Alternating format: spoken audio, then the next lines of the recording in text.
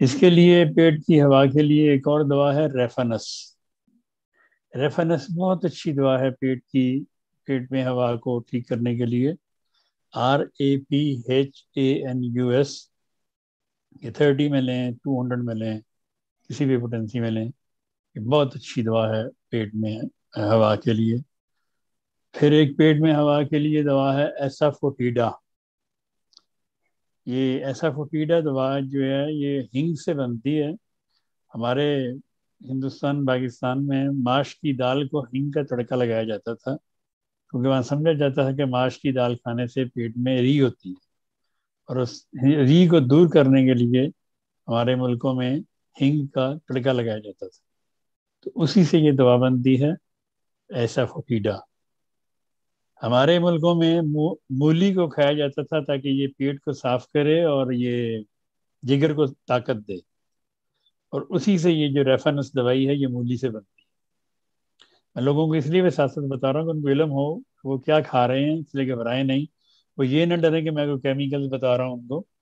سب میں آپ کو وہی چیزیں بتا رہا ہوں جو آپ ویسے کھاتے ہیں، تو ان کا اتنا فرق نہیں، مطلب اتنا جلدی فائدہ نہیں ہوتا. لیکن جب اس کو اللہ تعالیٰ کے بتائے ہوئے طریقے پہ پوٹینسی میں ڈال کے کھاتے ہیں تو اس کے نتائج ہی اور ہوتے ہیں. اس کی مثال میں آپ کو ایک اور دیتا ہوں. آپ روزانہ نمک کھاتے ہیں، روزانہ ہر چیز میں، کسی نہ کسی چیز میں، لیکن جو نیٹرم میور کھا کے آپ کو فائدہ ہوگا وہ خالی نمک کھانے سے نہیں ہوگا. نیٹرم میور جو دوا ہے وہ نمک سے بنتی ہے.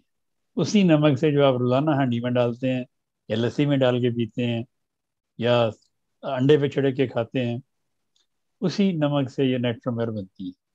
اور نیٹرم میور ایسے تمام مریضوں کی دوا ہے جو دبلے پتلے ہوں. لڑکیاں مثلا دبلی پتلی، غصے والی، رونے والی، اور ان کے جسم پہ ڈرائنس ہو، خشکی ہو، یا ایسے تمام لوگ جن پہ یہ ہیرپس بنتے ہیں یہاں ہونٹوں کے پاس.